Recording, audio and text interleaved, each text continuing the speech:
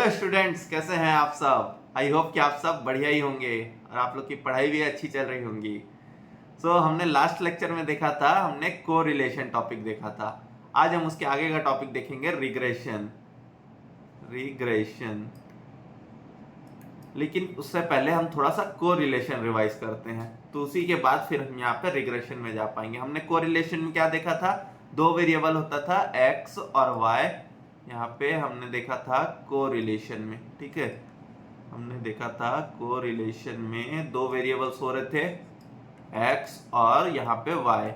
हम क्या है, हम इन दोनों के बीच का रिलेशन निकाल रहे थे, ठीक है, इन दोनों के बीच का रिलेशन निकाल रहे थे। या तो पॉजिटिव होता था या तो नेगेटिव होता था वैल्यू। ओके, तो यहाँ पे आर का वैल्यू क्या होता था, आर का वैल्यू अपना लेस देन इक्वल टू -1 से यहाँ पे ग्रेटर देन इक्वल टू 1 तक आ रहा था, ठीक है। ओके, ये इस तरीके से हम यहाँ पे इन दोनों के बीच का रिलेशन निकाल रहे थे कि इन दोनों के बीच का क्या रिलेशन है। ओके, तो यहाँ पे जैसे हम यहाँ पे एक्स और वाई देख रहे हैं, ठीक है, हम यहाँ पे देख रहे हैं एक्स और वाई। तो हमने क्या देखा था कि अगर यहाँ पे जैसे एक्स को हमने ले लिया प्राइस और यहाँ पे वाई को ले लिया डिमांड, ठीक है, तो हम यहाँ पे इकोनॉमिक्स का कॉन्सेप्ट से देख रहे थे कि प्राइस बढ़ता है तो डिमांड कम होता है, ठीक है, यहाँ पे हम ये चीज जान रहे हैं। लेकिन अब अगर ये प्राइस बढ़ता है तो फिर डिमांड कितना कम होता है, ठीक है, डिमांड यहाँ पे कितना कम होता है वो हम कैसे निकालेंगे, ठीक है। यहाँ पे क्या है, देखिए यहाँ पे प्राइस के ऊपर यहाँ पे डिमांड यहाँ पे डिपेंडेंट है, ठीक है, यहाँ पे प्राइस के ऊपर यहाँ पे डिमांड जो डिपेंडेंट है। ओके, ठीक है, यहाँ पे प्राइस जितना होगा उस हिसाब से हमारा डिमांड होगा। ओके, ठीक है, जैसे सपोज अगर कोई यहाँ पे जैसे बिजनेसमैन है, कई बार जैसे रिटेल में परचेस करते हैं, ठीक है, बिजनेसमैन है वो अगर आता है रिटेल में परचेस करता है, ठीक है, रिटेल में सामान परचेस करता है। रिटेल मतलब एक आइटम दो आइटम, तो उसको जो भी उसको जैसे कॉस्ट पड़ रही है, सपोज कोई भी आइटम खरीद रहा है उसका कॉस्ट है 100 रुपीज, ठीक है, उसका कॉस्ट है 100 रुपीज पर पीस। ओके, अगर वही बिजनेसमैन अगर वो उस चीज को होलसेल में परचेस करे, ठीक है, अगर उसी चीज को होलसेल में परचेस करे तो शायद हो सकता है उसका प्राइस हो जाएगा 80 रुपीज पर पीस, ठीक है। होलसेल में मान लेते हैं 100 पीस परचेस कर रहा है, ठीक है, तो क्या हो गया, तो यहाँ पे क्या हो गया, उसकी जो डिमांड बढ़ गई उस कारण से प्राइस घट गया। ओके, तो यहाँ पे रिवर्स भी हो सकता है, यहाँ पे ये चीज रिवर्स भी हो सकता है, ठीक है। यहाँ पे हम y से भी निकाल सकते हैं कि y अपना डिमांड बढ़ गया तो अपना ये प्राइस x कम हो गया। ओके, ठीक है, यहाँ पे हम y से भी निकाल सकते हैं। ओके, ठीक है, यहाँ पे जरूरी नहीं है कि यहाँ पे खाली बस यहाँ पे प्राइस के ऊपर ही डिमांड डिपेंडेंट हो, डिमांड के ऊपर भी प्राइस डिपेंडेंट हो सकता है, ठीक है। ओके, जैसे आप लोग सपोज आप लोग कभी अपने मम्मी पापा के साथ सब्जी खरीदने गए, ठीक है, वहां पे अगर आपने सब्जी खरीद रहे हैं और फिर आपने वहां पे पूछा कि ये कितने का हुआ, प्याज कितने का हुआ, ठीक है, आपने वहां पे पूछा कि प्याज का रेट कितना हुआ। अब वहां पे सब्जी वाला पूछता है कि आपको कितना लेना है प्याज। ओके, वहां पे सब्जी वाला पूछता है कि आपको वहां पे प्याज कितना लेना है, तो उस हिसाब से क्या है, फिर सब्जी वाला फिर रेट डिसाइड करेगा। अगर हम बोलते हैं कि हमको 5 किलो लेना है प्याज, तो सब्जी वाला बोलता है ठीक है, मैं आपको 2 रुपए 5 रुपए कम कर दूंगा पर केजी। ओके, तो क्या है, यहाँ पे डिमांड के ऊपर प्राइस डिपेंड है और कई बार क्या है, प्राइस के ऊपर भी डिमांड डिपेंडेंट होती है। अगर हमने अभी देख लिया कि अचानक से 100 रुपए केजी हो गया है, ठीक है, प्याज जो है वहां पे 100 रुपए केजी हो गया, तो हम सोचेंगे अरे इतना महंगा है तो हम सिर्फ आधा किलो लेके जाएं, ठीक है। ओके, सो वहां पे अपना प्राइस के ऊपर डिमांड डिपेंडेंट है। तो जो ऐसे जब केसेस होते हैं तब हमको यहाँ पे रिग्रेशन काम आता है, इन केसेस में हमको यहाँ पे रिग्रेशन काम आता है। ओके, ठीक है, तो अब हमको ये तो पता चल गया कि यहाँ पे रिग्रेशन किस चीज के लिए, लेकिन उसको देखेंगे कैसे, निकालेंगे कैसे, तो उसके लिए सबसे पहले एक ये लाइन बनेगा। जैसे हमने एक लीनियर इक्वेशन देखा था, ओके, ये लाइन हम बहुत बार देख चुके हैं, ये लाइन हम पूरे स्टैटिस्टिक्स में ये लाइन बहुत बार देख चुके हैं और ये इधर भी ये काम आ गया, ठीक है, ये लाइन बहुत बार देख चुके हैं। तो ये अपना जो लीनियर इक्वेशन बन रहा है, ठीक है, हमने इक्वेशंस के चैप्टर में ये चीज देखा था। तो ये अपना लीनियर इक्वेशन बन रहा है। इस इक्वेशन से क्या समझ में आ रहा है, y है डिपेंडेंट वेरिएबल, ठीक है, y है अपना डिपेंडेंट वेरिएबल और x है अपना इंडिपेंडेंट वेरिएबल। ओके, ये भी हम देख चुके हैं डिपेंडेंट और इंडिपेंडेंट वेरिएबल, क्योंकि x का वैल्यू जो भी हम निकालेंगे उसी के ऊपर y डिपेंडेंट है। ओके, हमने डिमांड इक्वेशन भी देखा था, ठीक है, हमने डिमांड प्राइस इक्वेशन भी देख चुके हैं पहले के चैप्टर्स में। ओके, तो यहाँ पे उसी तरीके का देखिए इक्वेशन है। अब इसमें से हमारा ये रिग्रेशन कोएफिशिएंट क्या होगा, ठीक है, हमारा यहाँ पे रिग्रेशन कोएफिशिएंट क्या होगा, हमको क्या निकालना है कि x कितना चेंज होगा तो उससे अपने y में क्या फर्क पड़ेगा, ठीक है, वहां पे x जितना भी चेंज होगा उससे y में क्या फर्क पड़ेगा। तो x के साथ जो है वो सबसे ज्यादा इफेक्ट करेगा। ओके, x के साथ जो है वो सबसे ज्यादा इफेक्ट करेगा, ठीक है। ओके, सो ये जो अपना जो यहाँ पे ये जो b है, ये b अपना है रिग्रेशन कोएफिशिएंट, ठीक है। इस केस में जो यहाँ पे ये जो b है ये अपना है रिग्रेशन कोएफिशिएंट बोलते हैं इसको, ठीक है। ओके, ये अपना है रिग्रेशन कोएफिशिएंट, क्योंकि अगर जो y में सबसे ज्यादा जो इफेक्ट डालने वाला है वो है अपना b, ठीक है, क्योंकि b सीधा मल्टीप्लिकेटिव इफेक्ट डालेगा और ये अपना एडिशन में इफेक्ट डालेगा। ओके, ठीक है, सो सबसे ज्यादा जो इफेक्ट डालेगा वो है अपना b, तो ये है अपना b रिग्रेशन कोएफिशिएंट।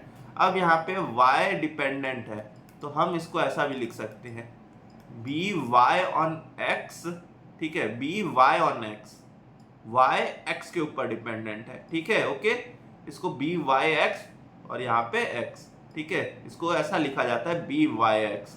ओके, ठीक है, नॉर्मल टर्म्स में b भी लिखते हैं और यहाँ पे by x भी लिखेंगे, क्योंकि कई बार अगर जैसे x डिपेंडेंट हो गया तो यहाँ पे कई बार मुश्किल हो सकती है, ठीक है। सो यहाँ पे by x का मतलब हो गया b ऑफ ये y ऑन x।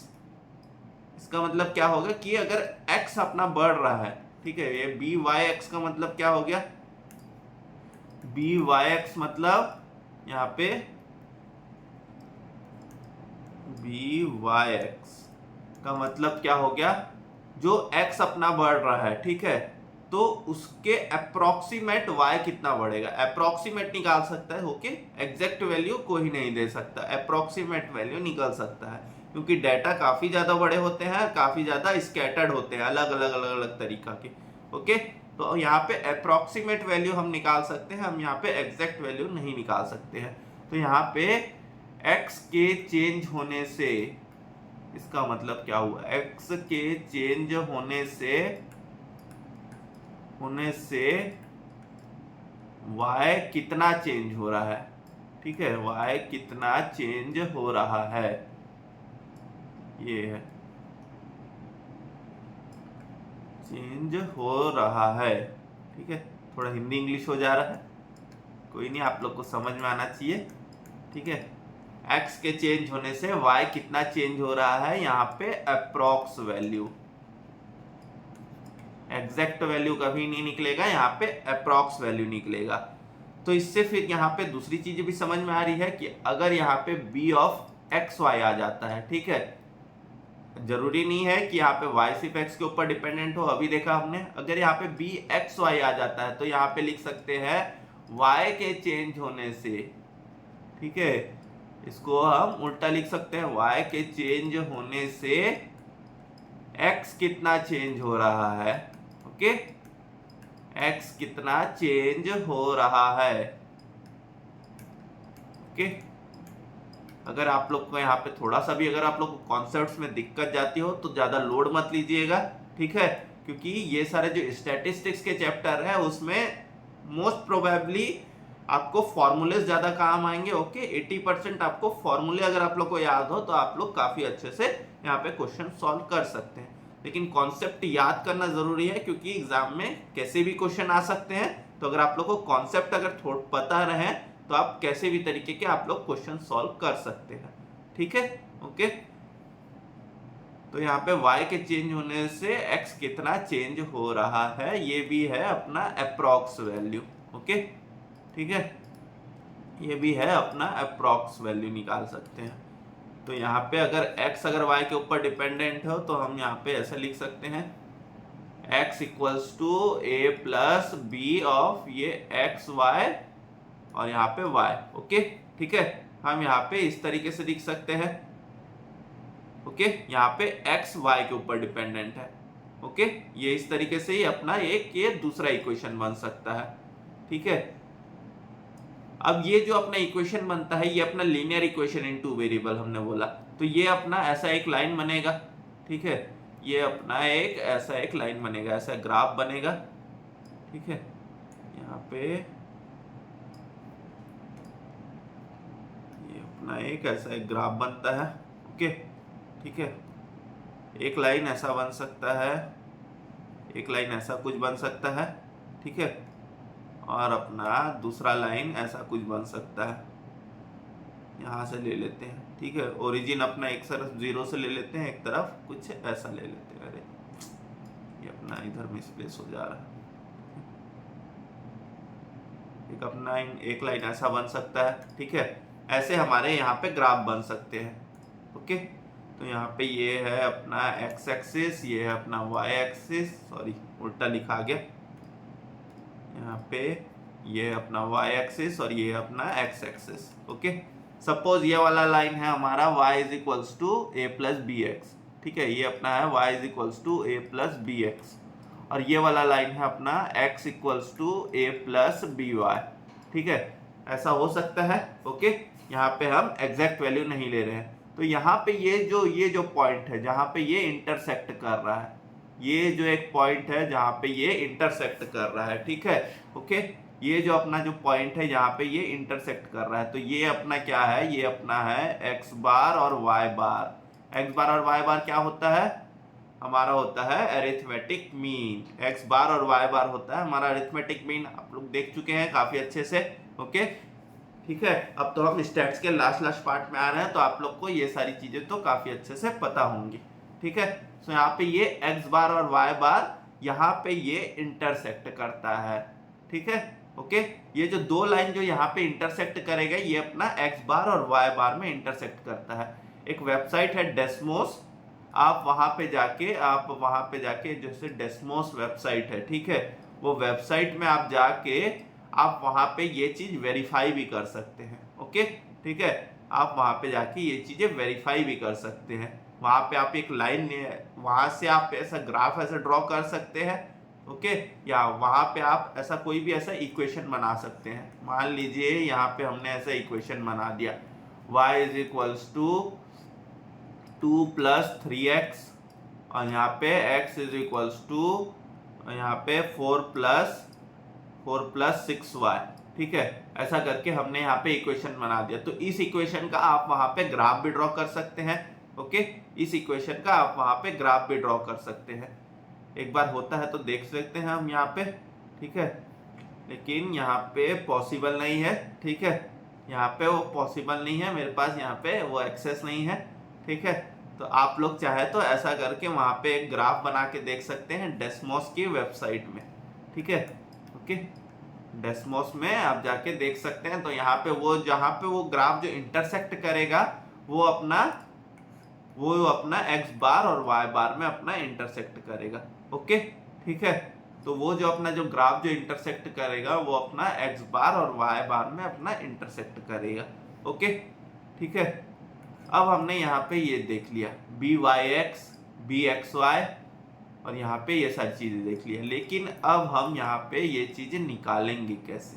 ठीक है, अब यहाँ पे क्वेश्चन आता है कि जैसे रिग्रेशन आ गया है। ठीक है, यहाँ पे अपने पास आ गया रिग्रेशन आ गया। ओके, तो अब हम यहाँ पे वो रिग्रेशन कोएफिशिएंट को निकालेंगे कैसे। ठीक है, अब यहाँ पे रिग्रेशन का आ रहा है तो अपने को रिग्रेशन कोएफिशिएंट तो निकालना ही पड़ेगा। ओके, यहाँ पे रिग्रेशन कोएफिशिएंट तो निकालना ही पड़ेगा। ठीक है, उससे पहले यहाँ पे देखिए ये लीनियर इक्वेशन तो सॉल्व कर सकते हैं सब लोग। ओके, यहाँ पे लीनियर इक्वेशन तो सॉल्व कर सकते हैं। तो यहाँ पे अगर x इक्वल्स टू 1 आ गया तो यहाँ पे y is equals to 2 plus 3 is equals to 5।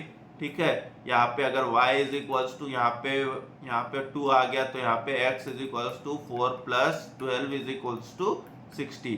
ठीक है, तो यहाँ पे y और x का वैल्यू इस तरीके से आ जाएगा। ओके, ठीक है, तो देखिए यहाँ पे आ गया ये y और x का वैल्यू। ओके, ठीक है, ये अपन इस वाले एक खाली इक्वेशन से हम यहाँ पे रिग्रेशन कोएफिशिएंट नहीं निकाल सकते, उसके लिए अपने पास काफ़ी सारे डाटा होने चाहिए। ठीक है, उसके लिए अपने पास काफ़ी सारे डाटा होने चाहिए। एक हम यहाँ पे एग्जांपल लेते हैं। ठीक है, पहले एग्जांपल लेने से पहले हम यहाँ पे फॉर्मूलेस ले लेते हैं। ठीक है, हम यहाँ पे फॉर्मूलेस लिख लेते हैं रिग्रेशन कोएफिशिएंट के, फिर उसके बाद ही फिर हम वहाँ पे वो हमारा एग्जाम्पल काम आएगा। ठीक है, रिग्रेशन कोएफिशिएंट फॉर्मूला। ठीक है, दोनों तरीके के फॉर्मूले लेंगे, यहाँ पे y ऑन x वाला भी लेंगे। ठीक है, और यहाँ पे लेंगे x ऑन y वाला भी। ओके, दोनों तरीके के हम यहाँ पे फॉर्मूले ले रहे हैं। ठीक है, तो यहाँ पे पहला फॉर्मूला है हमारे पास b ऑफ ये y ऑन x। ठीक है, यहाँ पे b of y on x, यहाँ पे रिग्रेशन कोएफिशिएंट है, तो यहाँ पे रिग्रेशन कोएफिशिएंट को यहाँ पे b से डिनोट कर रहा हूँ। ठीक है, पहला फॉर्मूला है कोवेरिएंस ऑफ x और y अपॉन, यहाँ पे y ऑन x है तो नीचे सिग्मा x स्क्वायर। ठीक है, okay, sigma square x, sorry, यहाँ पे वेरिएंस ऑफ x। ओके, यहाँ पे क्या है, कोवेरिएंस ऑफ एक्स वाई है डिवाइड बाय, अगर यहाँ पे y ऑन x है क्योंकि y यहाँ पे x के ऊपर डिपेंडेंट है, तो यहाँ पे हमने लिया वेरिएंस ऑफ x। तो यहाँ पे इस जगह समझ में आ रहा होगा, तो इस जगह यहाँ पे वेरिएंस ऑफ y ले लेंगे। ठीक है, हम यहाँ पे वेरिएंस ऑफ y ले लेंगे। ओके, ठीक है, अब यहाँ पे ये पार्ट। ठीक है, अब यहाँ पे देखिए, हमने यहाँ पे कोवेरिएंस का हमको फॉर्मूला पता है,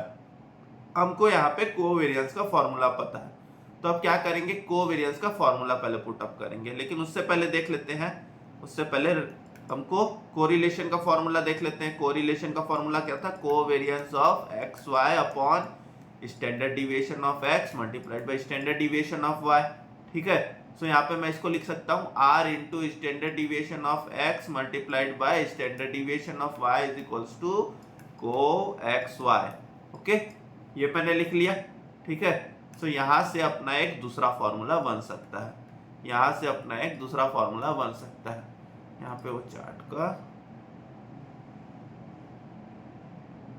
ठीक है, तो यहाँ से अपना एक दूसरा फॉर्मूला बन सकता है, तो यहाँ पे सेकंड फॉर्मूला बन गया अपना b is equals to r into s of x और यहाँ पे एस ऑफ वाई। ठीक है, यहाँ पे सिग्मा लिख लेते हैं इसको। ठीक है, सिग्मा एक्स और यहाँ पे sigma y, standard deviation of x, यहाँ पे सिग्मा स्क्वायर एक्स था। ठीक है, सो ये एक बार यहाँ पे ये कट हो जाएगा, तो यहाँ पे क्या बचा अपना r into sigma y upon यहाँ पे सिग्मा एक्स बचा। ओके, यहाँ पे r इंटू यहाँ पे सिग्मा वाई और यहाँ पे सिग्मा एक्स बचा। ठीक है, ओके, सो यहाँ पे अपना दूसरा फॉर्मूला, यहाँ पे क्या आ जाएगा, यहाँ पे अपना सेकंड फॉर्मूला बन रहा है b is equals to r into यहाँ पे आ जाएगा ऊपर में सिग्मा, यहाँ पे अपना आ जाएगा ऊपर में सिग्मा x अपॉन ये सिग्मा y के ऊपर डिपेंडेंट है। ओके, ये x और y है तो सीधा रिवर्स कर देंगे।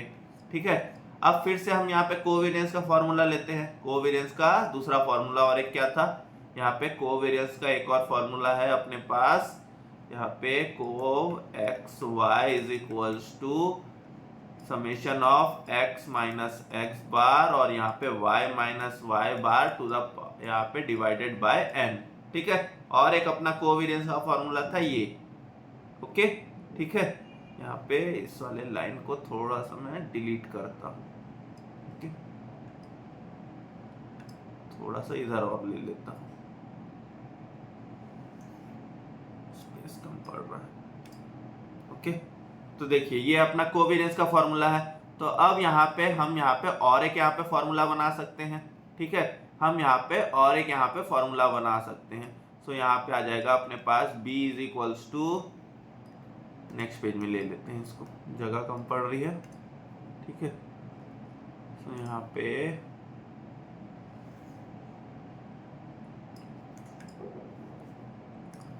पे ले लेंगे हम यहाँ पे b is equals to summation x minus x bar और यहाँ पे समेशन ये y माइनस वाई बार। ठीक है, ये दोनों का summation divide by n। Sigma square x क्या होगा, सिग्मा स्क्वायर एक्स होगा यहाँ पे summation x minus x bar divide by n. ठीक है, सिग्मा स्क्वायर एक्स यही होता है। ओके, यहाँ पे रूट में होता है, लेकिन यहाँ पे हम यहाँ पे सिग्मा स्क्वायर एन ले रहे हैं। ओके, यहाँ पे x माइनस एक्स बार का स्क्वायर होता है शायद। ओके, यहाँ पे थोड़ा कंफ्यूजन हो जा रहा है, यहाँ पे x माइनस एक्स बार का स्क्वायर होता है, लेकिन हम वहाँ पे रूट है। ओके, शायद एक बार कंफर्म कर लेते हैं। ओके, ठीक है, सिग्मा स्क्वायर एक्स में थोड़ा सा डाउट हो जा रहा है, तो x माइनस एक्स बार ही होता है। ओके, तो यहाँ पे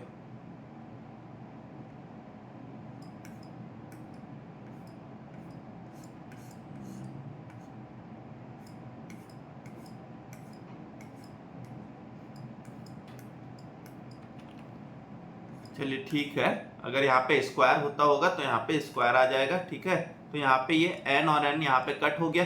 ठीक है, यहाँ पे ये n और n कट हो गया, यहाँ पे क्या बचा, summation x minus x bar का स्क्वायर और यहाँ पे y माइनस वाई बार का square, sorry x minus summation x minus x bar और y माइनस वाई बार, और नीचे यहाँ पे summation x minus x bar का स्क्वायर। अगर स्क्वायर नहीं होता होगा तो यहाँ से स्क्वायर हटा देंगे। ठीक है, अगर स्क्वायर होता होगा तो स्क्वायर नहीं हटाएंगे। तो यहाँ पे अपना ये तीसरा फॉर्मूला यहाँ पे आ गया। अगर ये वाला अगर फॉर्मूला को x में टर्म्स में लिखे तो यहाँ पे r इंटू यहाँ पे अपने पास बनेगा, ये हमने यहाँ पे लिखा है क्या, हाँ ये हमने सेकंड फॉर्मूला यहाँ पे लिख लिया है, यहाँ से हटा देते हैं। ठीक है, हम यहीं पे लिख लेते हैं जहाँ पे पहला फॉर्मूला आ रहा है। ओके, तो यहाँ पे b इंटू यहाँ पे r into sigma x upon यहाँ पे सिग्मा वाई। ओके, ठीक है, तो यहाँ पे अपना ये b का b बन गया, यहाँ पे x ऑन y। ठीक है, यहाँ पे ये अपना तीसरा फॉर्मूला भी बन गया, यहाँ पे ये अपना तीसरा फॉर्मूला भी हमने यहाँ पे बना लिया है। ठीक है, तो यहाँ पे आ जाएगा summation x minus x bar और यहाँ पे y माइनस वाई बार, और नीचे यहाँ पे सिग्मा y का ये summation y minus y bar का स्क्वायर। ओके, ठीक है। ओके, अब यहाँ पे एक चौथा फॉर्मूला यहाँ पे लिख लेते हैं। यहाँ पे चौथा फॉर्मूला है n into summation x y minus यहाँ पे summation x summation y upon यहाँ पे है n into summation x square, n into summation x square minus summation x. Okay, ठीक है, यहाँ पे समेशन एक्स स्क्वायर ऐसा है। ओके, और फिर यहाँ पे वही चौथा formula b is equals to n into यहाँ पे summation x y minus summation x summation y, यहाँ पे ऊपर सेम रहेगा, नीचे यहाँ पे ये y के ऊपर डिपेंड कर रहा है, तो यहाँ पे n इंटू ये summation y square minus summation y. Okay, ठीक है, तो ये जो अपने जो चार फॉर्मूला है, ये चार फॉर्मूला आप लोग रट्टा मार लीजिए, पूरी तरीके से अच्छे से याद करना ही पड़ेगा। ओके, स्टैटिस्टिक्स में आप लोग जितना अच्छे से आप लोग फॉर्मूला याद कर सकते हैं वो आपके लिए सबसे ज़्यादा बेहतर रहेगा। ठीक है, ओके, क्वेश्चन सॉल्व करने में सबसे ज़्यादा इंपॉर्टेंट यही है। थोड़े बहुत आप कॉन्सेप्ट्स अगर भूल भी गए तो आपको हो सकता है चल जाए एग्जाम में। ठीक है, लेकिन अगर आप लोग ये सारे फॉर्मूले आप लोग याद रखे रहेंगे तो आपका काफ़ी अच्छे से स्टैटिस्टिक्स का पार्ट आपका काफ़ी अच्छे से निकल जाएगा। ओके, क्योंकि ये पार्ट काफ़ी ज़्यादा हम स्कोरिंग मानते हैं, क्योंकि मोस्टली ये फॉर्मूले बेस्ड रहते हैं। ओके, ये मोस्टली फॉर्मूले बेस्ड रहते हैं, तो इसको काफ़ी ज़्यादा इसको स्कोरिंग पार्ट माना जाता है। ओके, ठीक है, सो हमने यहाँ पे देख लिया, इतने सारी चीज़ें देख ली, तो अब देखते हैं बुक में क्या क्या दिया हुआ है। ठीक है, एक बार बुक के गो थ्रू कर लेते हैं। यहाँ पे देखिए रिग्रेशन एनालिसिस का पूरा कॉन्सेप्ट दिया हुआ है, वो हमने समझा दिया यहाँ पे। ठीक है, when there are two variables x and y is influenced by x, that is y depend on x, then we get a simple linear regression और simple regression। linear regression simple linear equation था वो, तो वहाँ पे linear regression। ठीक है, y is known as dependent variable और regression और explained variable, and x is known as independent variable और predictor और explainator। ठीक है, ये वर्ड्स याद रख लीजिएगा, हो सकता है वहाँ पे MCQs में ऐसा पूछ ले। ठीक है, ओके, तो अब यहाँ पे देखिए एग्जाम्पल दिया है, फिर इक्वेशन दिया हुआ है, यही इक्वेशन हमने देखा। Furthermore, b is also known as the regression coefficient of y on x and is also denoted by byx. Okay, फिर यहाँ पे दिया हुआ है रिग्रेशन लाइन और ये सारी चीजें दी हुई हैं, ठीक है। ओके, अब यहाँ पे दिया हुआ है ये जो एरर वाला दिया हुआ है, ठीक है। यहाँ पे एक एरर एस्टिमेशन दिया हुआ है, वो एरर एस्टिमेशन अपना रहता ही है, ओके, क्योंकि हमने वहां देखा कि अप्रॉक्स वैल्यू आ रही थी, ठीक है। हमने वहां पे देखा था कि ये अप्रॉक्स वैल्यू आ रही थी, ओके। तो देखिए यहाँ पे आप देख सकते हैं ये समेशन ऑफ ई स्क्वायर, तो जो एरर है अपना, तो यहाँ पे y माइनस ये y बार स्क्वायर दिया हुआ, y minus y bar the whole square दिया हुआ है। तो ये देखिए यहाँ पे ये इक्वेशन दिया हुआ है y bar is equals to a plus B x, ठीक है। यहाँ पे वही दिया हुआ है इक्वेशन जो हमने वहां पे, मैंने क्या बताया था कि वो जो अपना जो लाइन रहता है वो वहां पे बीच में कहाँ पे मीट करता है, वो वहां पे x बार और y बार में मीट करता है। तो यहाँ पे जो y बार निकालना है वो अपन a प्लस बी एक्स बार से निकाल सकते हैं, ओके। वो जो y बार निकालना है वो हम वहां पे a प्लस बी एक्स बार से हम वहां पे निकाल सकते हैं, ओके, ठीक है। अब यहाँ आगे चलते हैं, यहाँ पे फॉर्मूलेज दिए हुए हैं, ये फॉर्मूले आप लोग देख सकते हैं, ठीक है। ये अपने अलग अलग सारे फॉर्मूलेज दिए हुए हैं, ओके। यहाँ पे ये अपने पास अलग अलग सारे फॉर्मूलेज दिए हुए हैं। एक हम वहाँ पे ऐसे ही एग्जाम्पल लेते हैं, ठीक है। हम यहाँ पे फॉर्मूलेज तो हमने देख लिया, एक हम यहाँ पे एग्जाम्पल लेते हैं, ठीक है। सपोज यहाँ पे x का वैल्यू है अपने पास, x का वैल्यू है 1 2 3 और ये 4, सिंपल सा एग्जाम्पल ले रहे हैं, ओके, ठीक है। y का वैल्यू है अपने पास 3 6 9 और यहाँ पे 12, ओके। यहाँ पे अपने को पता चल रहा है डायरेक्ट, लेकिन इसको हम यहाँ पे फॉर्मूले से निकालेंगे, ठीक है। तो यहाँ पे आ जाएगा अपना x बार, क्या आ जाएगा, x बार आ जाएगा, x बार तो हम डायरेक्ट निकाल सकते हैं, ठीक है, वहाँ पे लिखने की ज़रूरत नहीं है। तो यहाँ पे x बार आता है 1 प्लस यहाँ पे 3 और 3 6 और यहाँ पे 10 डिवाइड बाय 4 आ जाएगा 2.5, ठीक है। y बार आ जाएगा अपने पास, कैलकुलेटर ले लेते हैं, y बार आ जाएगा 3 प्लस 6 प्लस 9 प्लस 12, तो आ जाएगा 30/4, तो आ गया 7.5 आ गया y बार, ओके। y बार आ गया अपने पास 7.4 और ये x बार आ गया अपने पास 2.5। अब हमको क्या निकालना है, x माइनस एक्स बार, ठीक है। हमको निकालना है x माइनस एक्स बार, ओके। हमको यहाँ पे निकालना है x माइनस एक्स बार, तो हम वो निकालते हैं x माइनस एक्स बार, ठीक है, ओके।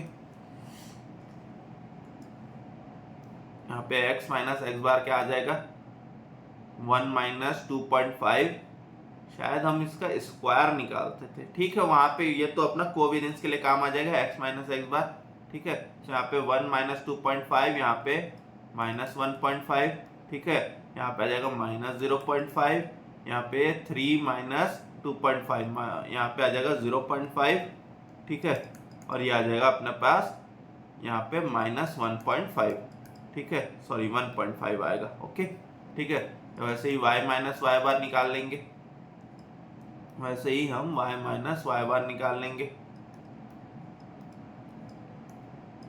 यहाँ पे आ जाएगा 3 माइनस, ये आ जाएगा माइनस 4.5, फिर आ जाएगा माइनस 1.5, ये आएगा 1.5 और आ जाएगा 4.5, ओके, ठीक है। अब इन दोनों को multiplication, x minus x bar और ये y माइनस वाई बार का मल्टीप्लीकेशन, क्योंकि इन दोनों का हमको समेशन निकालना रहता है, ओके।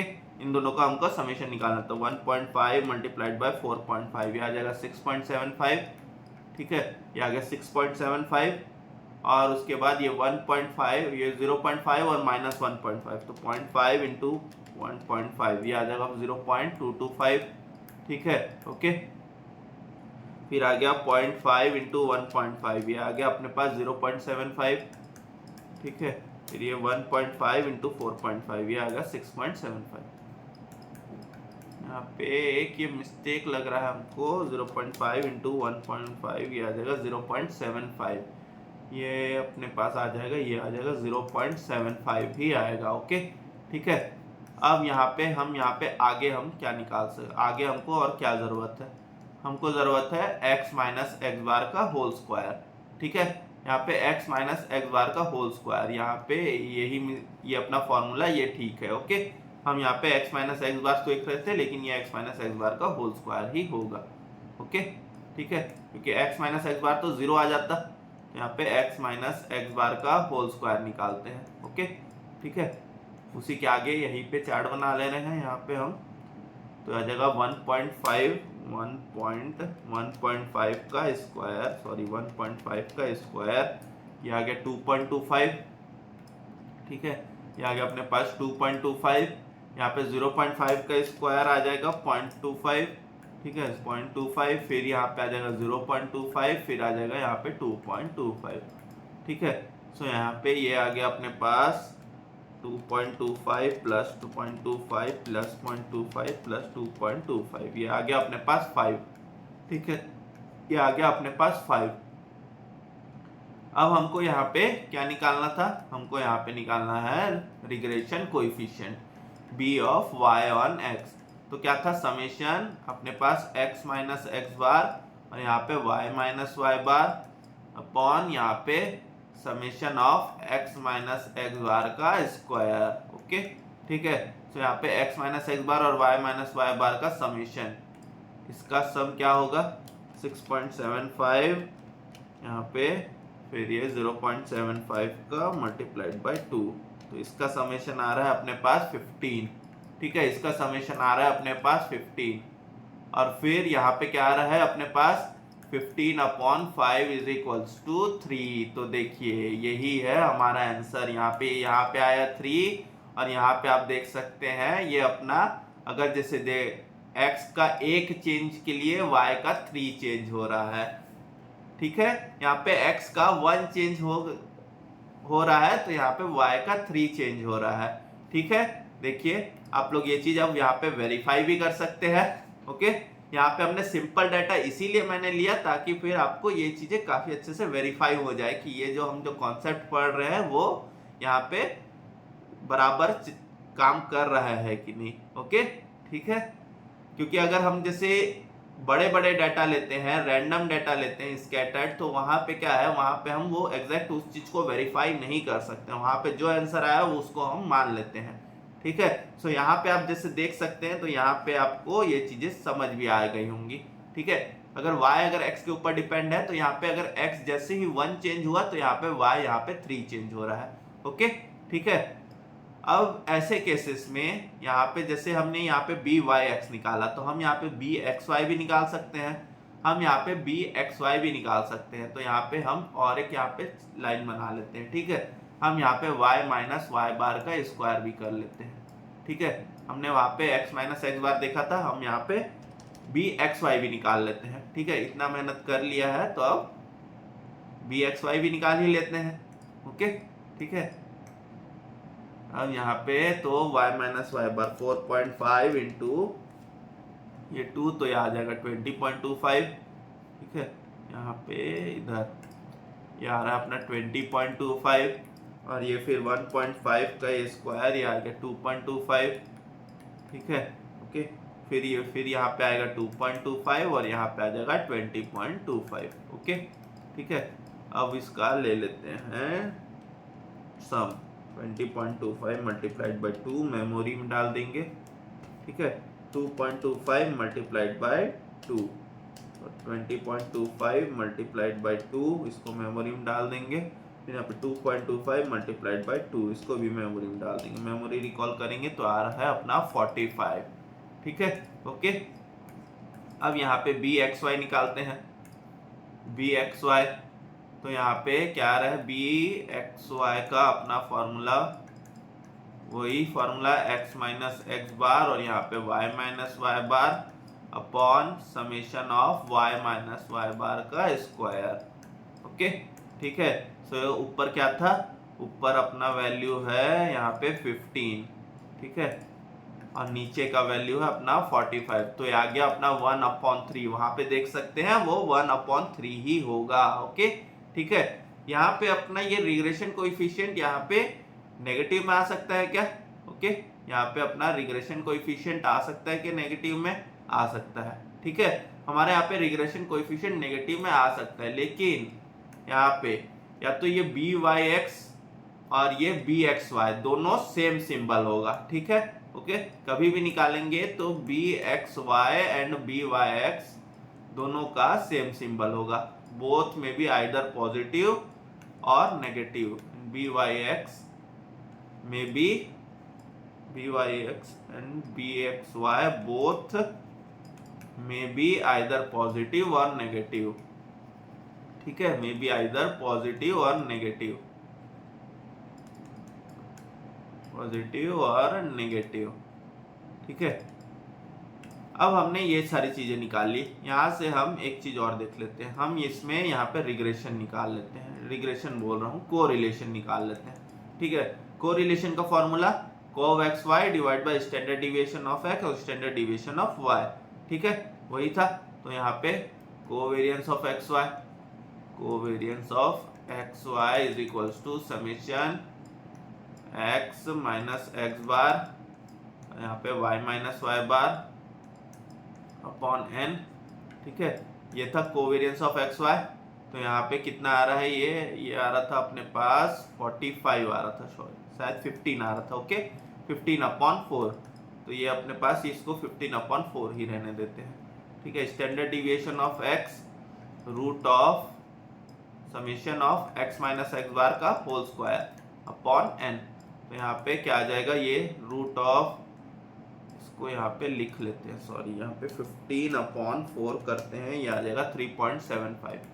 ठीक है, स्टैंडर्ड डिविएशन ऑफ x ये क्या आया है अपना, यहाँ पे ये अपना वैल्यू आया था, नीचे का 5 आया था। ओके, नीचे का आया था 5, तो ये 5 अपॉन 4 इसका स्क्वायर रूट, 5 अपॉन 4 इसका स्क्वायर रूट निकालेंगे तो आ जाएगा 1.11 आ रहा है। ओके, 1.12 आ रहा है। 5 अपॉन 4 इसका स्क्वायर रूट आ रहा है 1.12। ठीक है, okay, standard deviation of y, तो ये root of summation y minus y bar का स्क्वायर अपॉन n। यहाँ पे आ जाएगा ये रूट ऑफ, ये कितना था, y माइनस वाई बार का स्क्वायर था अपना 45 अपॉन 4।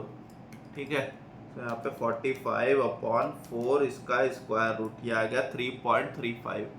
ठीक है, अब यहाँ पे कोरिलेशन निकालना है, तो cov xy divide by standard deviation of x into standard deviation of y, 3.75 upon ये 1.12 मल्टीप्लाइड बाय 3.35। ठीक है, तो यहाँ पे 1.12 multiplied by 3.35, memory 3.75 divide by memory recall, ये आ रहा है 0.999, ये आ रहा है अप्रॉक्स 1 आ रहा है। ठीक है, अप्रॉक्सीमेट आ रहा है अपना ये r इज इक्वल्स टू 1। ठीक है, अब यहाँ पे एक चीज देखते हैं, अगर मैं यहाँ पे ये बी वाई एक्स मल्टीप्लाइड कर दूं बी एक्स वाई से, ठीक है, तो यहाँ पे क्या आ रहा है 3 इंटू 1/3।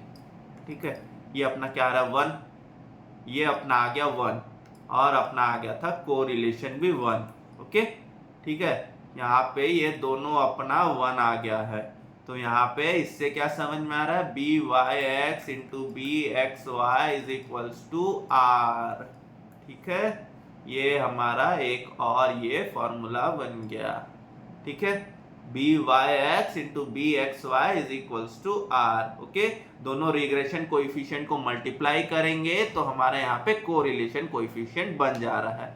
ओके, ठीक है, ओके, इसीलिए हम यहाँ पे कोरिलेशन रिग्रेशन को साथ में पढ़ते हैं। ठीक है, तो यहाँ पे ये आप लोग को ये समझ में आ गया होगा फॉर्मूले से। ठीक है, यहाँ पे मैंने सिंपल एग्जांपल से आप लोग को पूरे यहाँ पे कॉन्सेप्ट समझाने की कोशिश की है। ओके, तो अब हम यहाँ पे आगे देखते हैं। तो यहाँ पे ये आपको यहाँ पे एग्जांपल दिया हुआ है, एग्जांपल आप लोग अपने तरीके से सॉल्व करके देख सकते हैं। ठीक है, ओके, एग्जांपल आप लोग अपने तरीके से सॉल्व करके देख सकते हैं। कोई सा भी डाउट हो आप मुझे कमेंट सेक्शन में बताइए, या फिर आप मुझे डिस्क्रिप्शन बॉक्स में ईमेल आईडी दी हुई है, आप वहां पे मुझे ईमेल कर दीजिए। ठीक है, अगर आप लोग को कोई भी डाउट हो तो। ओके, अब हम यहाँ पे आगे चलते हैं। यहाँ पे हम ये आगे चलते हैं, ये आगे का क्या कॉन्सेप्ट दिया हुआ है, ये सारे एग्जांपल्स हैं, ठीक है, ये सारे एग्जांपल क्वेश्चन है। एग्जांपल क्वेश्चन आप लोग देख सकते हैं, सारे फॉर्मूले बेस्ड है, ठीक है, ओके। यहाँ पे आगे चलते हैं, यहाँ पे दिया हुआ है प्रॉपर्टीज ऑन रिग्रेशन लाइन। यहाँ पे properties on regression line, the regression coefficient remain unchanged due to shift of origin but change due to shift of scale, ठीक है। इसका क्या मतलब हुआ, अभी तक हमने काफी बार देखा कि शिफ्ट ऑफ ओरिजिन और शिफ्ट ऑफ स्केल, ठीक है, इसका क्या मतलब हुआ। तो यहाँ पे सपोज एक एग्जांपल लेते हैं, वही वाला एग्जांपल, ठीक है, जो अभी हमने एग्जांपल लिया।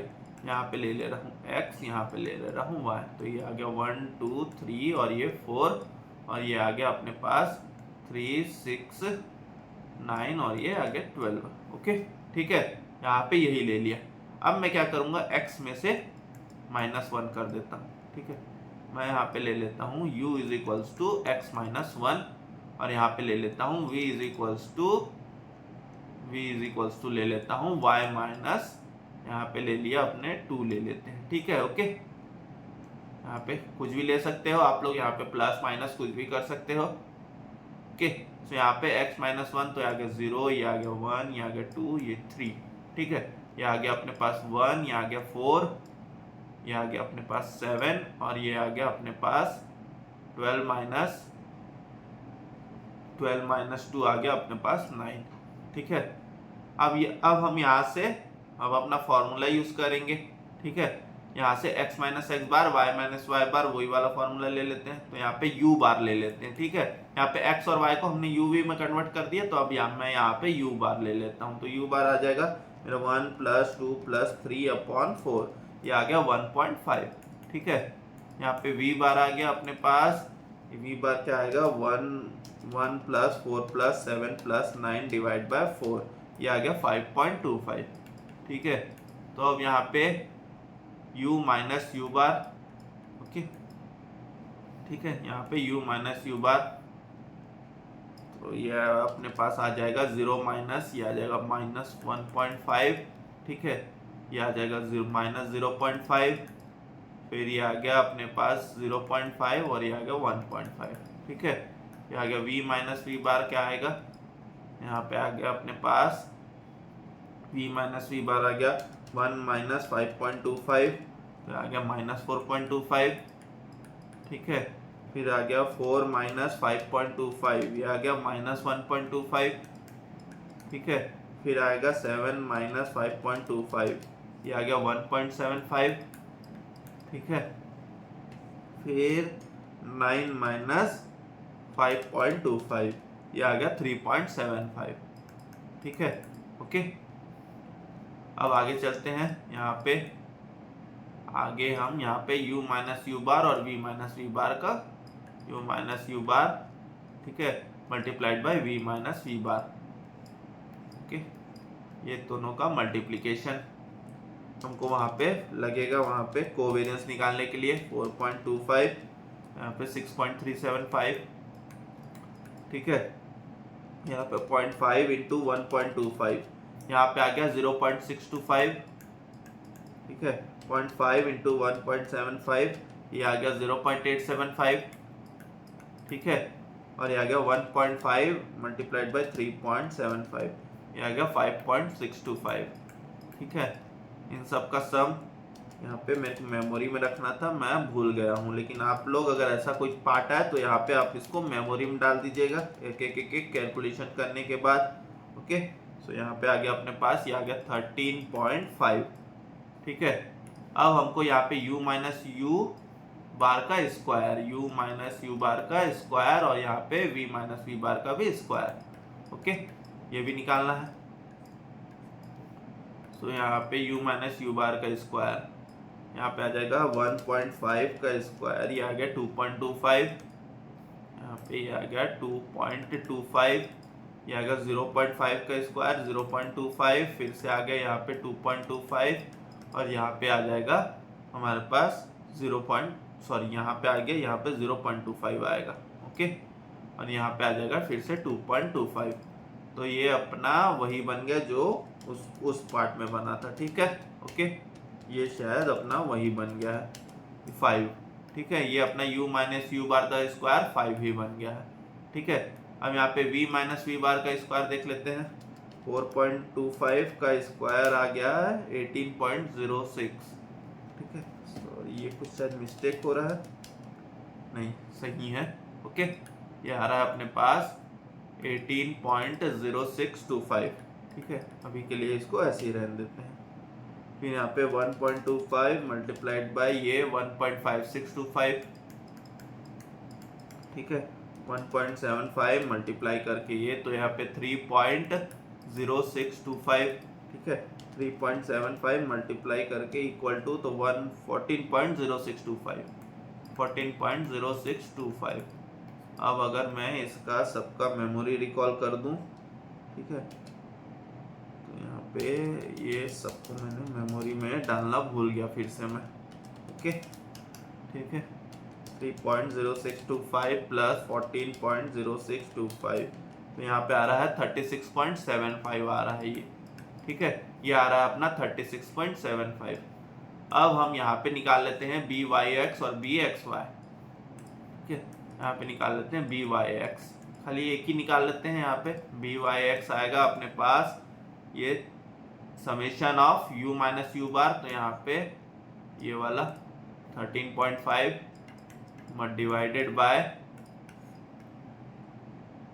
यहाँ पे 5 इंटू 36.75, यहाँ पे आ रहा है 5 इंटू 36.75। शायद कुछ मिस्टेक हो रहा है यहाँ पे, एक बार देख लेते हैं। ओके, ठीक है, यहाँ पे शायद कुछ मिस्टेक हो रहा है हमसे। ओके, हाँ, यहाँ पे नीचे हम जो यहाँ पे ले रहे हैं, ओके, यहाँ पे ये जो नीचे जो ले रहे हैं ये मिस्टेक हो रहा है।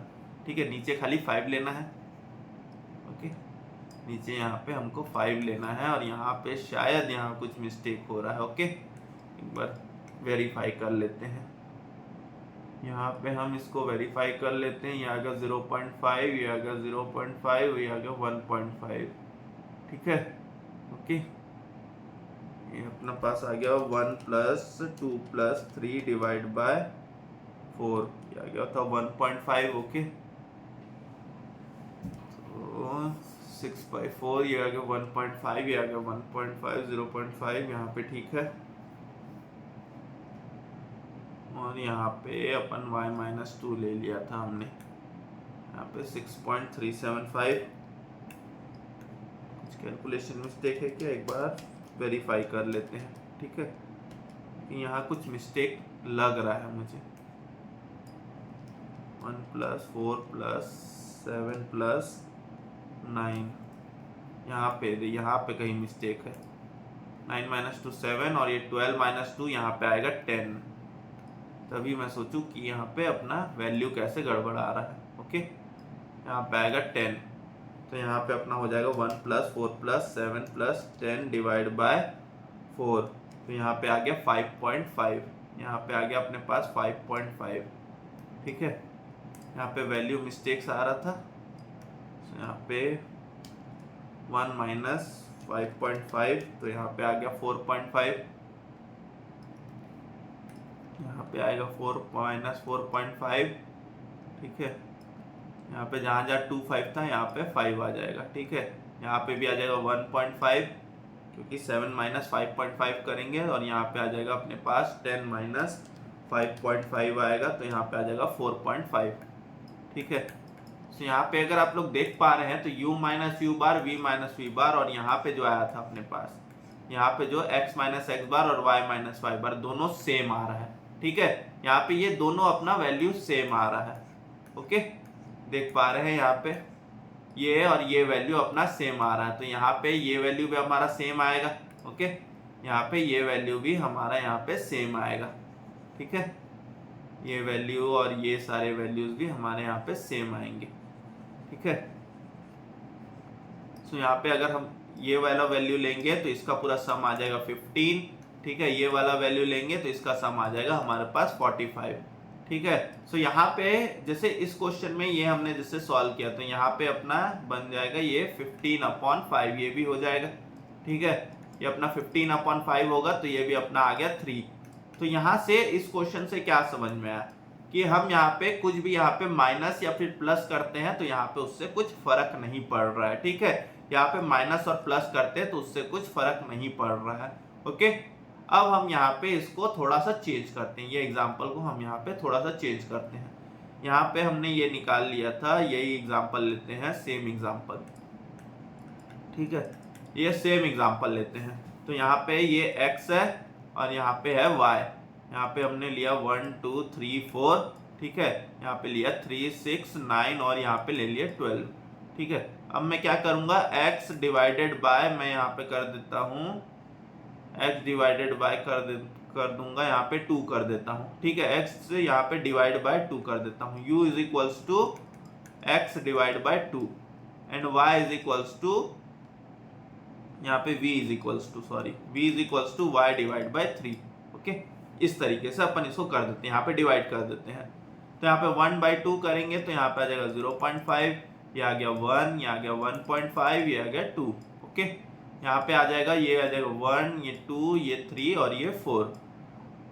अब फिर से वही तरीका, मीन निकालेंगे। तो यहाँ पे अपना u बार क्या आ जाएगा इस क्वेश्चन में, 0.5 plus 1.5 plus 1 plus 2 divide by 4।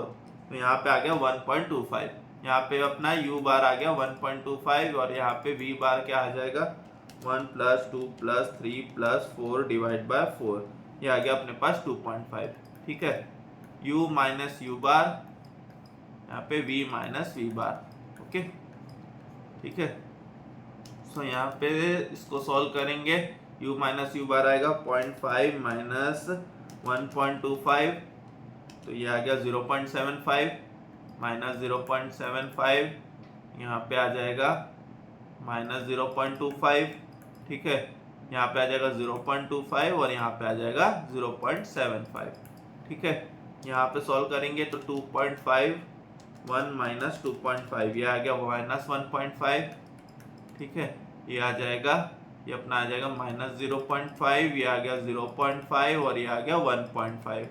ठीक है, ये अपना u माइनस u बार v माइनस v बार आ गया। अब इसको आगे सॉल्व करते हैं। तो यहाँ पे u माइनस u बार और यहाँ पे v माइनस v बार का सम और यहाँ पे u माइनस u बार का स्क्वायर।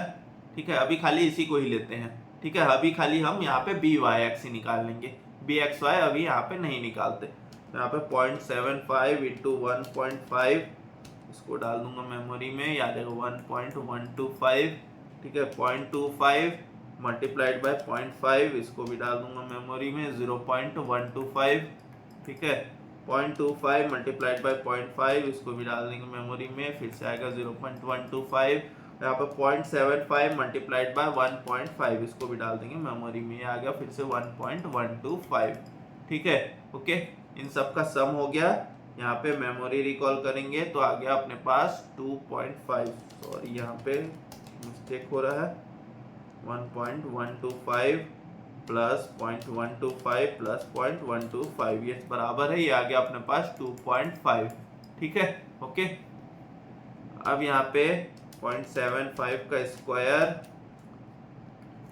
0.5625। ठीक है, 0.25 का स्क्वायर तो 0.0625। ठीक है, फिर से आ गया 0.0625 और यहाँ पे आ जाएगा 0.5625। ओके, ठीक है, इन सब का सम क्या हो जाएगा, यहाँ पे इन सब का सम हो जाएगा 0.0625 प्लस 0.5625, इन सब का सम हो गया अपने पास 1.25।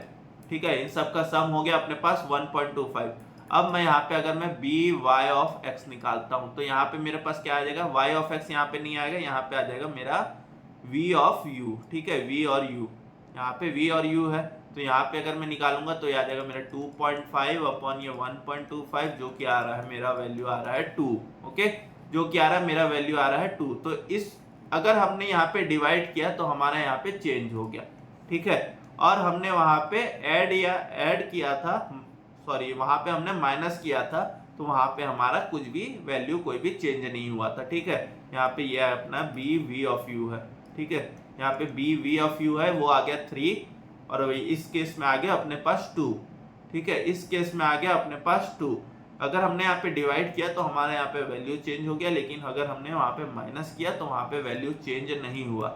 तो ये जो अपना जो फर्स्ट जो प्रॉपर्टी था, जो प्रॉपर्टी नंबर जो 1 था, ये हमने यहाँ पे उसको वेरीफाई कर लिया है, ठीक है। प्रॉपर्टी नंबर 1 क्या बोल रहा है कि regression coefficient does not change with change of scale. Regression coefficient, ठीक है, regression coefficient does not change, ठीक है, does not change with change in scale. तो चेंज इन स्केल का मतलब does not change with change in scale.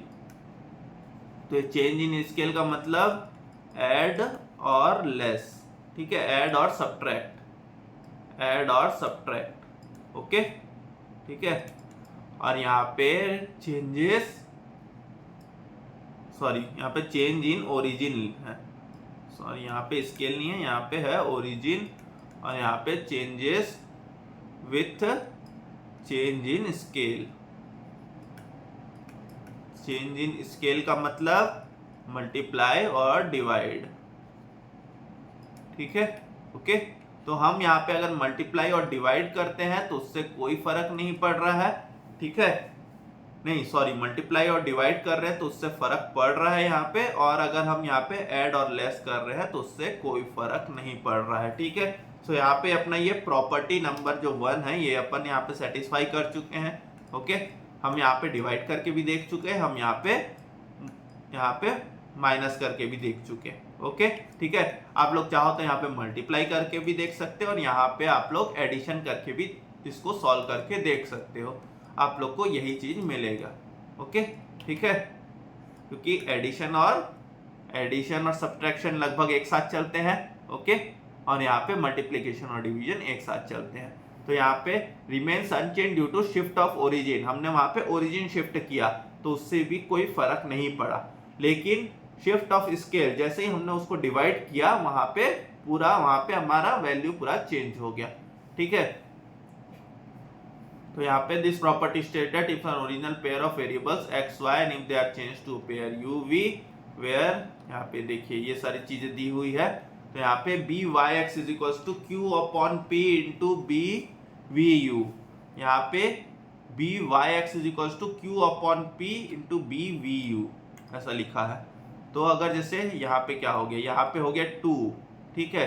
अब यहाँ पे अपने पास q अपॉन पी क्या है, अब अगर हमको यहाँ पे लाना है इसको 3 लाना है, ठीक है। अब अगर हमको यहाँ पे इसको 3 लाना है तो हम इसको क्या करेंगे, डिवाइड बाय 4 कर देंगे, इंटू 3 कर देंगे, ऐसा है क्या?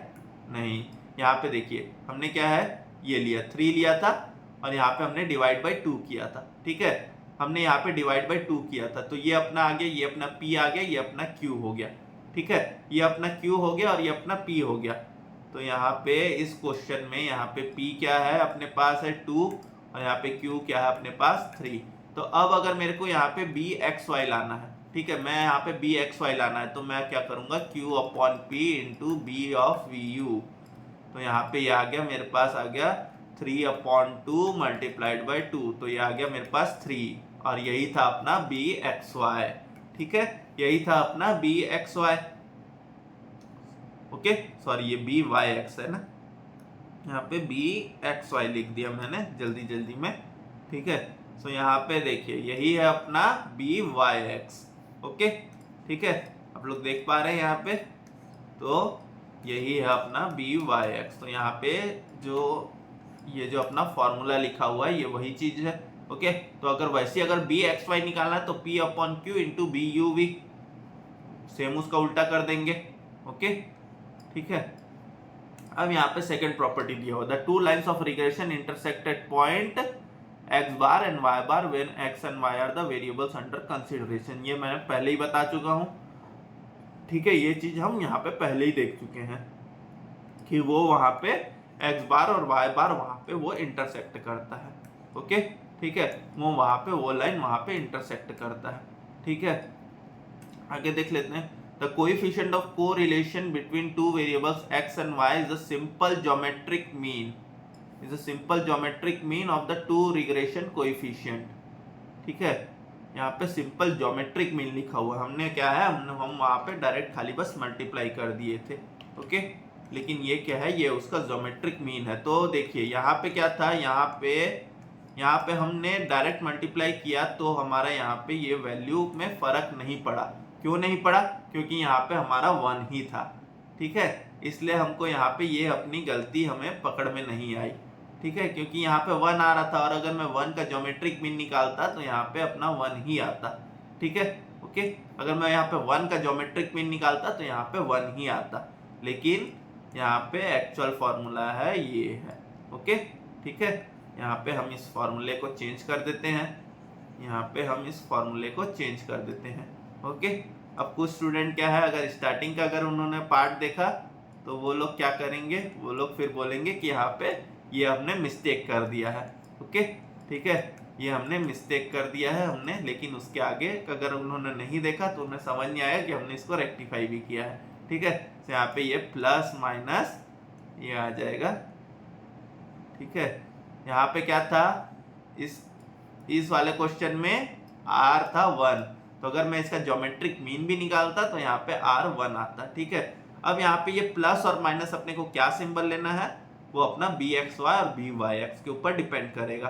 ठीक है, ओके, यहाँ पे bxy और फिर byx के ऊपर डिपेंड करेगा। तो यहाँ पे अगर जैसे ये है, ठीक है, r is equals to geometric mean of यहाँ पे प्लस और माइनस, यहाँ पे bxy multiplied by b of y of x। ठीक है, तो यहाँ पे प्लस लेना है, y लेना है, प्लस लेना है और माइनस लेना है। ठीक है, प्लस और minus depends on the symbol of regression coefficients, on the symbol of regression coefficients.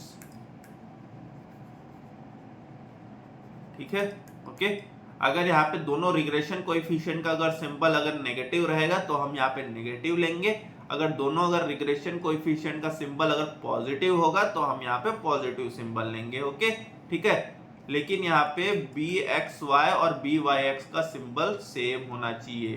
तो यहाँ पे ये स्टार मार्क करके लिख लो, अगर ये कर रहे हो, अगर यहाँ पे आ नहीं रहा है दोनों का सिंबल तो या तो आपका सॉल्यूशन गलत है या तो फिर क्वेश्चन में कुछ मिस्टेक है। ओके, यहाँ पे bxy and byx should must have, यहाँ पे must have the same symbol, have the same symbol. Okay, ठीक है, यहाँ पे दोनों का सिंबल सेम होना चाहिए।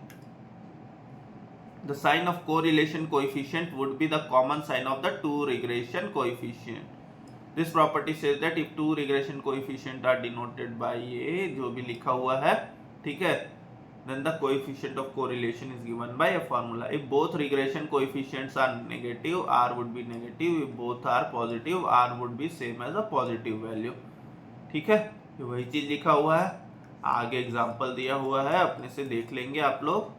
ठीक है, अब एक ये अपना लास्ट पार्ट आ जाता है, यहाँ पे एक कोरिलेशन रिग्रेशन के कॉन्सेप्ट्स का अपने पास लास्ट पार्ट आ जाता है। ठीक है, इसमें देख लेते हैं क्या लिखा हुआ है, एक बार इसको बस गो थ्रू कर लेते हैं। So far we have discussed the different measures of correlation and also how to fit regression lines applying the method of least square. यहाँ पे फिट से मेरे को एक चीज याद आ गई जो यहाँ पे मैं मिस कर चुका था, सॉरी, यहाँ पे एक चीज हमने यहाँ पे मिस कर दिया है। यहाँ पे ये था अपने पास, हमने यहाँ पे एक लीनियर इक्वेशन जो बना रहे थे, y is equals to a plus B x, और ये, ठीक है, यहाँ पे ये हम डेस्मोस से चेक कर सकते हैं। ठीक है, यहाँ पे ये तो डेस्मोस से चेक कर सकते हैं। ठीक है, चेक द लाइन, लेकिन जो लाइन है, ठीक है, ये जो दोनों लाइन है, इस लाइन को क्या बोला जाता है, ये दोनों लाइन को बोला जाता है लाइन ऑफ बेस्ट फिट। ठीक है, इसको बोला जाता है लाइन ऑफ बेस्ट फिट। ठीक है, ओके, यहाँ पे डेस्मोस से हम यहाँ पे चेक द लाइन कर सकते हैं, यहाँ पे डेस्मोस से ये ग्राफ वाला है, साइट है ये। ओके, इसको हम यहाँ पे ऐसे लिखूंगा तो हो सकता है कंफ्यूजन हो जाए, तो यहाँ पे लिख सकता हूँ यू कैन चेक द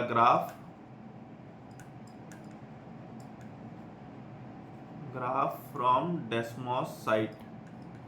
ठीक है, ओके,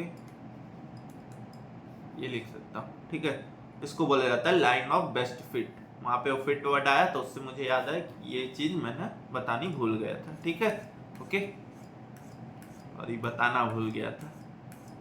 ओके, अब यहाँ पे लास्ट पार्ट में आते हैं यहाँ पे। ठीक है, also how to fit regression lines applying the method of least square. It is obvious that we take recourse to correlation analysis when we are keen to know two variables under study are associated और correlated। अगर इसका है तो हम लोग यहाँ पे correlation लेते हैं। ठीक है, and what is the strength of correlation? The best measure of correlation is provided by Pearson's correlation coefficient। ठीक है, क्योंकि सबसे ज्यादा फॉर्मूला उन्हीं के पास था। ठीक है, सबसे ज्यादा फॉर्मूला और सबसे ज्यादा कॉम्प्लिकेटेड फॉर्मूला उन्हीं के पास था, तो यहाँ पे कार्ल पियर्सन कोएफिशिएंट ही सबसे बेस्ट मेथड है। ओके, ठीक है।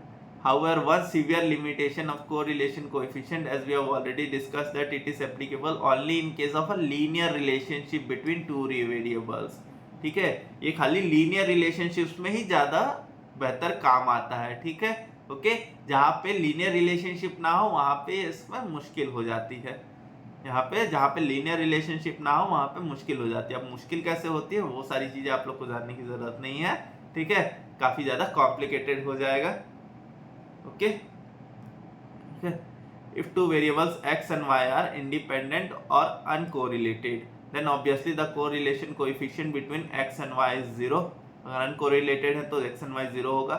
However, the converse of this statement is not necessarily true। If the correlation coefficient due to Pearson between two variables comes out to be 0, then we cannot conclude that two variables are independent। ठीक है, इसका कहने का क्या मतलब है? इसका कहने का क्या मतलब है कि दो चीज कभी डिपेंडेंट, देखिए क्या है, हम हमेशा एक लीनियर रिलेशन के बेस पे कोरिलेशन निकालते हैं। जैसे यहाँ पे दिया हुआ है, सपोज यहाँ पे हम लाइन ले रहे थे y is equals to a plus B x, तो यहाँ पे क्या है, ये x और ये y। ठीक है, ये x है इंडिपेंडेंट और ये y था अपने पास डिपेंडेंट। ठीक है, ये चीज पता है अपने को, यहाँ पे y डिपेंडेंट है x के ऊपर। ठीक है, अब अगर यहाँ पे कोरिलेशन अगर r इज इक्वल्स टू 0 आएगा, ठीक है, यहाँ पे r इज इक्वल्स टू 0 आ रहा है, मतलब ये y और x के बीच में कोई रिलेशन नहीं है। यहाँ पे no relation between y and x, ठीक है, यहाँ पे no relation between y and x।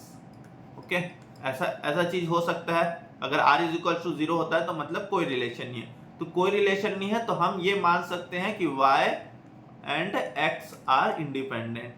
ठीक है, ऐसा मान सकते हैं कि y और x एक दूसरे के ऊपर डिपेंडेंट नहीं है। ठीक है, ओके, लेकिन कई बार ऐसे केसेस हो जाते हैं जहां पे y और x अगर r इज इक्वल्स टू 0 है तो भी y और x इंडिपेंडेंट नहीं है। ठीक है, y और x are not independent.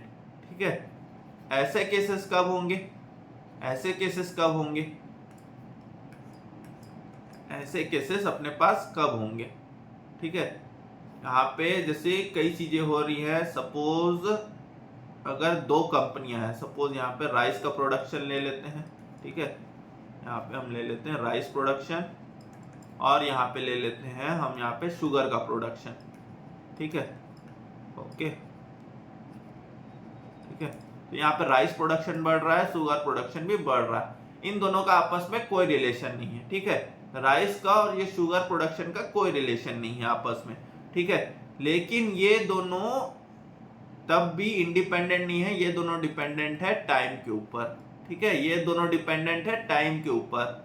Okay, ये दोनों जो डिपेंडेंट है वो है टाइम के ऊपर। तो जब ऐसा टाइप का जब रिलेशन बन जाता है तो इसको हम बोलते हैं एक तरीके से नॉनसेंस कोरिलेशन। क्योंकि इसका कोई सेंस ज्यादा बन ही नहीं रहा है। ओके, लेकिन तब भी एक ऐसा कुछ लोगों ने अपनी बुद्धि लगाई और उन्होंने बोला कि नहीं भाई टाइम के ऊपर तो डिपेंड करता ही है दोनों चीजें, ठीक है, तो उस हिसाब से वो लोग कोरिलेटेड है। भले उन लोग का r इज इक्वल टू 0 आ रहा है, लेकिन कहीं ना कहीं आपस में दोनों इंडिपेंडेंट नहीं है, ठीक है, दोनों कहीं ना कहीं डिपेंडेंट है, तो इसको बोला जाता है नॉनसेंस कोरिलेशन। ओके, ठीक है, आगे देख लेते हैं। All that we can conclude is that no linear relationship exists between two variables। यहाँ पे कोई लीनियर रिलेशनशिप एग्जिस्ट नहीं करता है इन दोनों के बीच में, ठीक है। This, however, does not rule out the existence of some non-linear relationship between two variables. For example, if we consider following pairs of values x and y, यहाँ पे -24, -11, 01, ठीक है, यहाँ पे वैल्यूज दी हुई है। Now covariance of x y, covariance of x y आ रहा है यहाँ पे 0, ठीक है, यहाँ पे कोवेरियंस ऑफ एक्स वाई आ रहा है अपने पास 0, ठीक है, तो यहाँ पे कोवेरियंस ऑफ एक्स वाई आ रहा है तो एक्स बार हो गया 0, और फिर यहाँ पे अपने पास r ऑफ एक्स वाई हो गया, ये भी हो गया 0। This does not mean that x and y are independent. In fact the relationship between x and y is y is equals to x square. y is equals to x square हो रहा है -2, और यहाँ पे ये 4 आ जा रहा है, तो y is equals to x square हो रहा है यहाँ पे, तो ये एक अपना रिलेशनशिप बन रहा है, ठीक है। ओके, भले ही वहां पे को रिलेशन हमारा 0 आ रहा है, लेकिन यहाँ पे डिपेंडेंट तो है, y यहाँ पे x के ऊपर डिपेंडेंट तो है। Thus it is always wiser to draw a scatter diagram। ये स्कैटर डायग्राम से हम यहाँ पे एक कंक्लूजन में पहुंच सकते हैं, हमको यहाँ पे ज्यादा डायग्राम को जानने की जरूरत नहीं है, ठीक है। There are some cases where we may find a correlation between two variables, although the two variables are not causally related। ये two variable ज्यादा कैजुअली रिलेटेड है नहीं, जैसे हमने वो अभी एग्जांपल देखा। This is due to existence of a third variable. ये थर्ड वेरिएबल जो आ गया अपने पास टाइम, जो रिलेटेड है दोनों से, ठीक है। Okay, to both the variables under consideration. Such correlation is known as spurious correlation और नॉनसेंस कोरिलेशन, ठीक है। इसको स्प्यूरियस कोरिलेशन भी बोलते हैं और नॉनसेंस भी बोलते हैं। As an example, there could be a positive correlation between production of rice and that of iron in India for the last 20 years due to the effect of third variable time। जैसे हमने यहाँ पे देखिए, यहाँ पे rice और steel लिया, हमने राइस और शुगर लिया था। It is necessary to eliminate the influence of third variable before computing correlation between the two original variables। अगर हमको उन दोनों के बीच का निकालना है तो हमको वहाँ पे टाइम को हटाना ही पड़ेगा, वो जो थर्ड वेरिएबल जो इफेक्ट कर रहा है उसको तो हटाना ही पड़ेगा, ठीक है।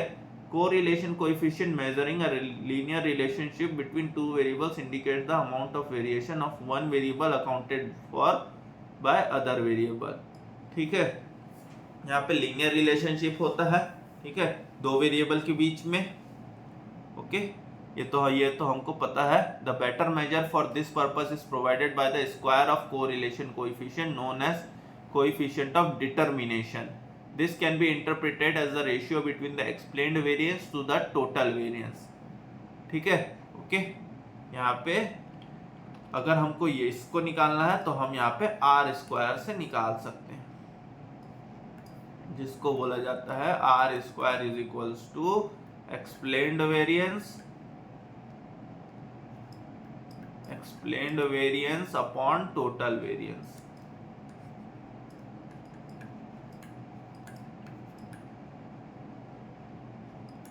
जिसको बोला जाता है क्या है, coefficient of determination. Coefficient of determination,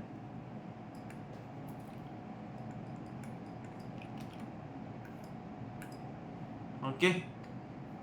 Thus a value of 0.6 indicates that 0.6 square into 100% or 36% of the variation has been accounted by the factor under consideration and the remaining 64% variation is due to other factors, ठीक है।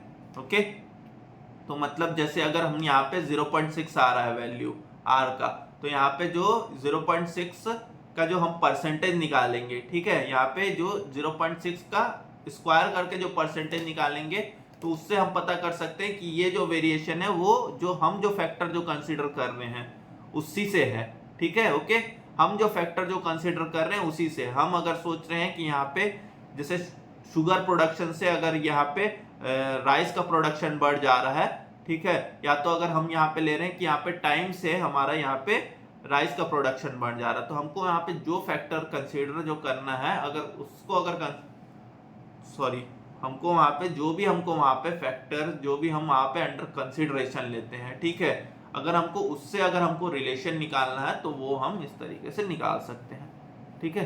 The coefficient of non determination is given by 1 minus r square and can be interpreted as the ratio of unexplained variance to the total variance. तो coefficient of non determination होगा 1 minus r square, ठीक है। तो यहाँ पे coefficient of non determination is equals to 1 minus r square. ये ज्यादा ये एग्जाम में ज्यादातर पूछता नहीं है, ठीक है, लेकिन आने को कुछ भी आ सकता है। तो ये आ गया 1 माइनस आर स्क्वायर, ओके, ठीक है। Regression analysis we have already seen is concerned with establishing a functional relationship between two variables and using this relationship for making future projection, ठीक है। This can be applied unlike correlation for any type of relation, linear as well as curvilinear, ठीक है। Regression किसी में भी apply कर सकते हैं। The two lines of regression coincide, that is become identical when r is equals to -1 और r is equals to 1, ठीक है। दो लाइन सेम हो जाती हैं। यहाँ पे ये ग्राफ है, ठीक है। ये अगर हमारा अगर ऐसे एक लाइन बन रहा है, ठीक है, अगर हमारे पास अगर ये लाइन अगर एक ऐसे बन रहा है और अगर दूसरी लाइन भी अगर उसी के ऊपर ही आ रहा है, ठीक है, अगर हमारे पास ये दूसरी लाइन भी अगर हम ये उसी के ऊपर ही बना देते हैं, ठीक है, तो यहाँ पे अपने पास दो लाइन है जो यहाँ पे दिख नहीं पा रहा है, ठीक है, ओके। एक लाइन को हटा के हम यहाँ पे कुछ दूसरी लाइन बनाने की कोशिश करते हैं, यहाँ पे जो थोड़ा सा अपने को समझ में है। या तो इसको थिकनेस कम करेंगे या तो कुछ देखते हैं कुछ है कि नहीं अपने पास। ये लाइन टाइप में शायद इसको चेंज कर सकते हैं हम यहाँ पे।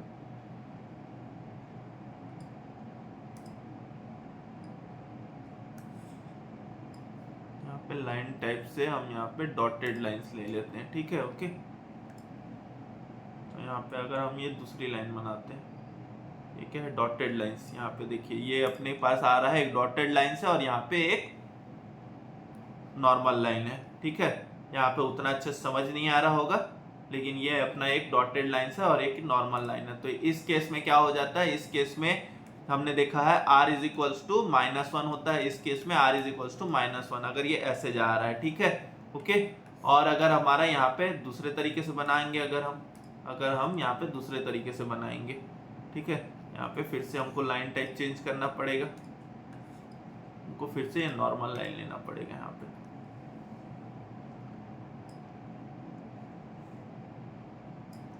ठीक है। अगर हम अब इस तरीके से बनाते हैं यहाँ पे, ठीक है, यहाँ पे अगर हम ये इस तरीके से बना रहे हैं, ओके,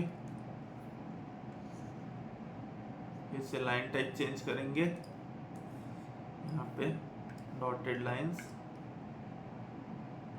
और ये इस तरीके से, ठीक है। तो यहाँ पे देखिए यहाँ पे एक डॉटेड लाइंस भी दिख रहा है, थोड़ा सा कम दिख रहा है पर है यहाँ पे, ओके, ठीक है।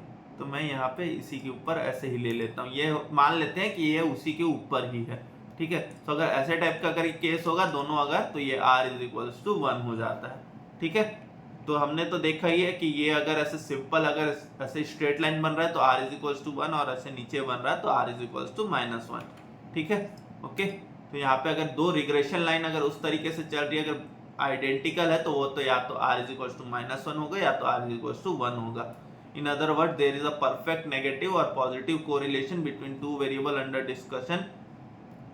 और यहाँ पे if r is equals to 0, regression lines are perpendicular to each other.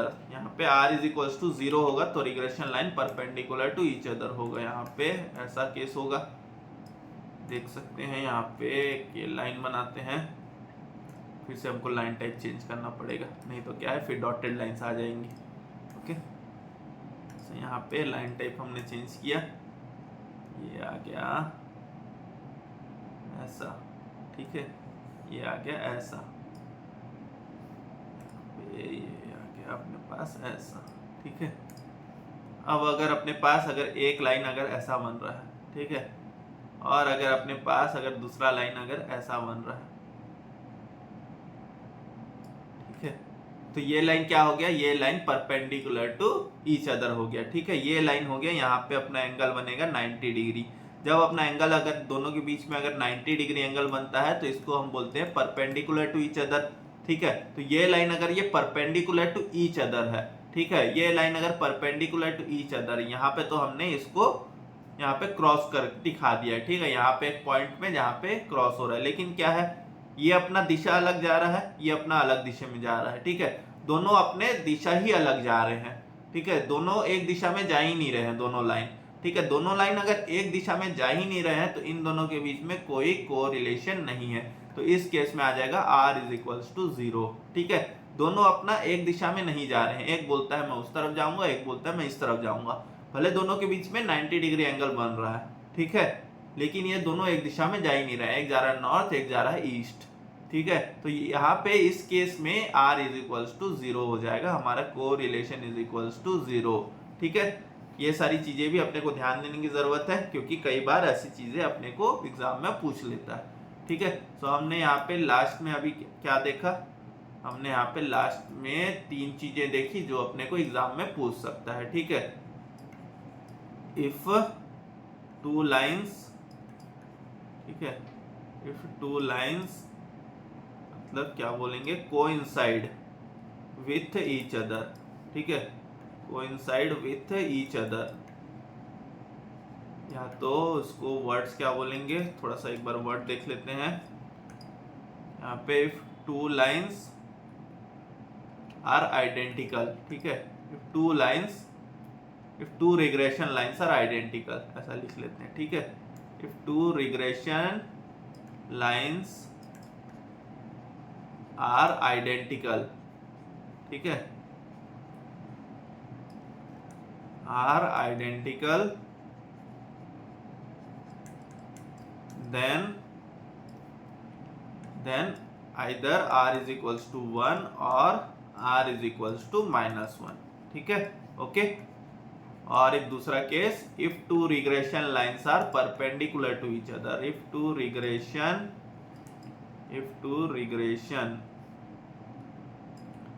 lines are perpendicular to each other,